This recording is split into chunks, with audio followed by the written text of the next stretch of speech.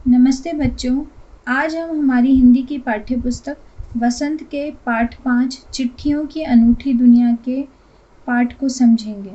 इसे श्री अरविंद कुमार सिंह ने लिखा है। पाठ का सारांश कुछ इस प्रकार है। ये जो पाठ है ये हमें चिट्ठियों की अनोखी दुनिया से परिचित कराता है। इसके अंतर्गत हम पत्रों की उपयोगिता के बारे में, सभ्यता के विकास में पत्रों का जो योगदान है, बदलती दुनिया में भी पत्रों की जो महत्वपूर्ण भूमिका है, पत्र प्रेरणा के जो स्रोत हैं, ग्रामीण लोगों द्वारा पत्रों का जो बेसब्री से इंतज़ार किया जाता है, उसका इस पाठ में बहुत ही विस्तारपूर्ण वर्णन किया गया है। सचमुच पत्रों की दुनिया बहुत ही विचित्र होती है। पत्रों का महत्व हमेशा से ही रहा है और पत्रों का काम आजकल के संचार के साधन फ़ोन या एसएमएस नहीं कर सकते हैं। आज दुनिया का ढेर सारा साहित्य पत्रों पर ही टिका हुआ है। मानव सभ्यता के विकास में पत्रों के योगदान को भुलाया नहीं जा सकता है। अलग अलग भाषाओं में पत्रों को अलग अलग नामों के नाम से जाना जाता है। इन पत्रों में मनुष्य की यादें भी छिपी होती है और प्रत्येक व्यक्ति की अपनी एक विशेष लेखन कला होती है। भारत में प्रतिदिन 4 करोड़ डाक में डाले जाने वाली चिट्ठियों के द्वारा हम इनकी अहमियत के बारे में जान सकते हैं।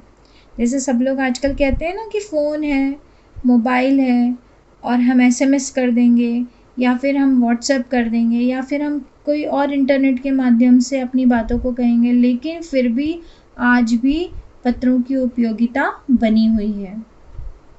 पुराने समय में पत्रों को लाने ले जाने के काम जो होता था वो हरकारे या तेज घोड़े किया करते थे।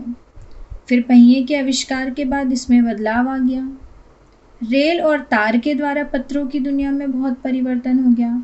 टेलीफोन, वायरलेस और इससे भी आगे बढ़कर रडार इस परिवर्तन में हाथ बटाता जा रहा है। पिछली शताब्दी में पत्र लेखन ने कला का रूप ले लिया था। मतलब पत्र लिखना भी एक कला का रूप था। लोगों में पत्र संस्कृति विकसित करने के लिए स्कूली पाठ्यक्रमों में पत्र लेखन का विषय शामिल किया गया। अब सभी को पता है कि जो भी होता है, जो भी पत्र लिखे जाते हैं, वो बच्चों को विद्यालय में ही सिखाए जाते हैं। जैसे हम लोग औपचारिक और अनौपचारिक पत्रों के बारे में पढ़ते हैं, तो स्कूली पाठ्यक्रमों में इसलिए इनको शामिल किया गया है कि हमारी रोज़मर्रा की ज़िंदगी में भी इन पत्रों का बहुत महत्व है। भारत के साथ ही विश्व डाक संघ की ओर से 16 वर्ष से कम आयु वर्ग के बच्चों के लिए पत्र लेखन का कार्यक्रम सन 1972 से शुरू किया गया था। संचार के बढ़ते साधनों के कारण पत्रों की आवाजाही प्रभावित हुई है। मतलब पत्रों को लिखने में कमी हुई है, लेकिन व्यापारिक पत्रों की संख्या में वृद्धि हुई है। आज भी सरकारी दफ्तरों में, व्यापारिक संस्थानों में पत्रों का बहुत महत्व है। एक समय लोग पत्रों का महीनों तक इंतज़ार करते थे, पर आज परिवहन के साधनों के विकास ने दूरी बहुत कम कर दी है। आज पत्र के अलावा संचार के अन्य साधनों का भी प्रयोग किया जाने लगा है। अनेक लोग ऐसे होते हैं जो अपने पूर्वजों की चिट्ठियों को सहेजकर विरासत में रखते हैं। आज भी बहुत से ऐसे लोग हैं जिन्होंने अपने पुराने लोगों की चिट्ठियों को संभाल के रखा हुआ है। बड़े बड़े विद्वान, लेखक, पत्रकार, उद्यमी यानी कि जो बहुत बड़े उद्योगपति होते हैं वो, कवि, प्रशासक आदि के पत्रों को अनुसंधान का विषय बनाया जाता है। मतलब कि जितने भी पुराने महान लोग हैं उनके लिखे हाथ के लिखे हुए पत्र आज भी संभाल कर रखे गए हैं और उन पर बार बार उनके बारे में पढ़ा जाता है और उन पर अनुसंधान भी किया जाता है। नेहरू जी ने अपनी पुत्री इंदिरा गांधी को जो पत्र लिखे थे वे आज करोड़ों लोगों के लिए प्रेरणा स्रोत बने हुए हैं। पत्रों को संभाल कर रखा जा सकता है, पर फ़ोन या एसएमएस को नहीं। कोई ना कोई ऐसा समय आता है कि ये सारी चीज़ें डिलीट हो जाती हैं, लेकिन पत्र ऐसी चीज़ें हैं जो सालों साल तक हमारे पास संभाली हुई रखी हुई हैं। दुनिया भर में जितनी भी जानी मानी हस्तियों के पत्र हैं उनको संग्रहालयों यानी कि म्यूज़ियम में रखा गया है, जो देश काल को जानने या समझने का असली पैमाना है। यानी कि हम आज के समय में पत्र लिखेंगे तो हम आज की बातें लिखेंगे, अब आने वाली जनरेशन, आने वाली जो पीढ़ी है, जब वो हमारे इन पत्रों को पढ़ेंगी तो उन्हें पता चलेगा कि हमारे वर्तमान आज के समय में क्या हालात थे। और महात्मा गांधी के पास दुनिया भर से जो पत्र आते थे उन पर केवल इंडिया लिखा जाता था, और वो पत्र उन तक ज़रूर पहुंच जाते थे। मतलब महात्मा गांधी इतनी प्रसिद्ध हस्ती थे कि उनका कोई पता नहीं लिखा जाता था, उनके नाम के नीचे सिर्फ इंडिया लिख देते थे और वो पत्र उन तक पहुंच जाता था। और महात्मा गांधी जो थे वो इन पत्रों का जवाब स्वयं देते थे।